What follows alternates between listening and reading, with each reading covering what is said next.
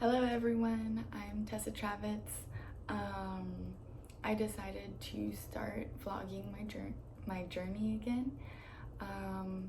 So for those who are well aware of my situation, I am a type 1 diabetic. I wanted to go ahead and reflect on how my day was yesterday and the obstacles that this autoimmune disease gives me. So yes, currently right now I am unplugged. That's because I am not hungry whatsoever and my glucose is dropping at a very decent speed. So I know I'm only 143 right now, but it's crashing, so unplugging to hopefully prevent a crazy crash. Anyways, back on topic.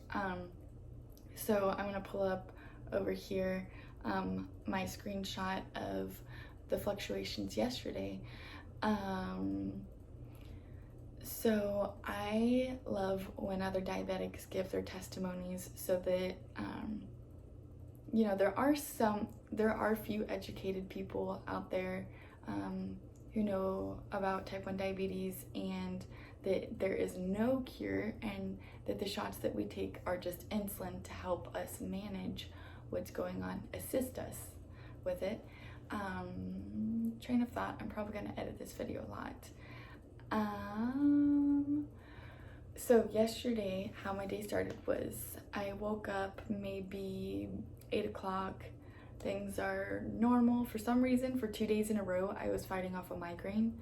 I was taking ibuprofen as often as I could. So with that being said, I think it was due to a lot of my fluctuations, or with my crazy headaches, it produced me to fluctuate so much. So yesterday morning, my sister got here and we wanted to go tanning by the pool. I woke up and my glucose was kind of high, which isn't abnormal. So I think I took a little insulin, and I even had coffee with creamer. And normally coffee sends me just straight through the roof. So the coffee only put me about, like, here's low and here's the normal range, and it brought me back up to like right here before it started to tank again. And I didn't realize, because my sister came over and we're tanning by the pool, so I'm spending time with her, hanging out, enjoying. And you know, I'm hooked up to the sensor. I have it covered up because this last 10 days and the adhesive started to come off halfway through, and I'm not insured right now. And so the transmitter for this cost $300 out of pocket. The sensors for just one box of only three, was like pretty much $300 also. And those sensors only last you a month. So there's that. So yesterday there was a solid 3 periods throughout the day that I really thought that either this was gonna be it, or that, you know, I was done and I was over it. And as you can see over here on the chart, I dropped 3 times, and each drop, you know, they always feel unique from each other. However, if you think about your phone being fully charged, being at 100%, clearly that's where you want it, and it's decent. However, think about an older phone that starts to lag, you know, when it's less than halfway through. So as a diabetic, every diabetic's different. In my body, it functions properly with my glucose being roughly 120 is my sweet spot.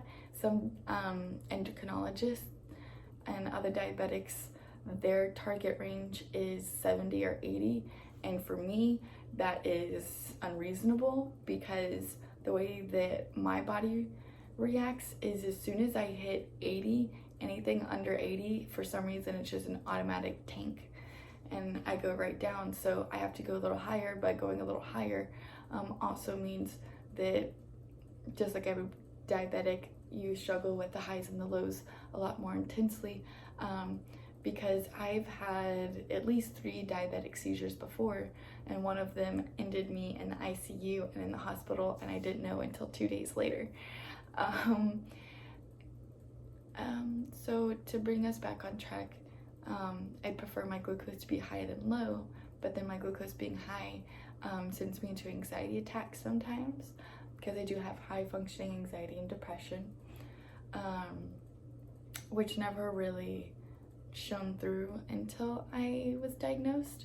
I mean, here and there it was very, very mild, but once I was diagnosed, it started becoming very present.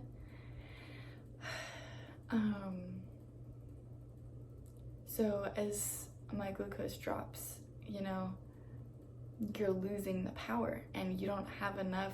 And even if you're still in range, if you're tanking, your body's reacting to the tanking versus where your level's actually at. And it just feels like I'm an empty vessel sometimes, and it feels like my brain's gonna explode, and it feels like my head is all of a sudden 20 pounds, and I have no effort or energy or anything within me anymore. And then the only thought that consumes my mind after a certain period of time is just, this is it.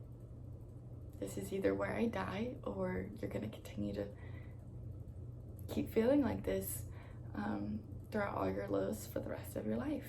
And that thought is very consuming.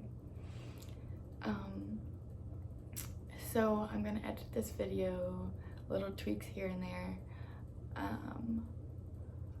but I'm probably getting emotional right now because I'm tanking. So I'm gonna cut the video off. Actually, I can check my glucose while we're on here. So I was 143 when I started.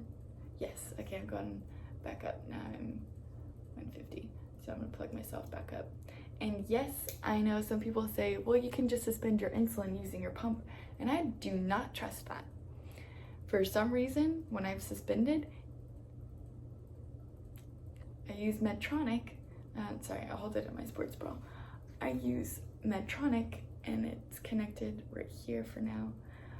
And I swear it will still give me insulin even though I suspend it.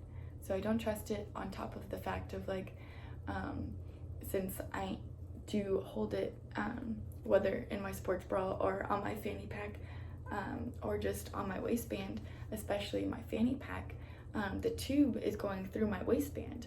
And so whenever I'm moving around and stuff, even after I suspend it, whatever I do, sometimes I'll, push the tube and it shoots extra insulin in there after I'm already dealing with a low. And so clearly that's no good. So I'll continue to post videos, keep you guys updated, vlogging my type 1 diabetic journey. So to those of you who have type 1 diabetes or any autoimmune disease, I hope that everything's going well, and that as long as we stay united, we have support, and educating those around us is what's important, not only for us, but for the other diabetics to come that they might run into or that they could help speak for. So I hope everybody has a good day, and thank you for tuning in.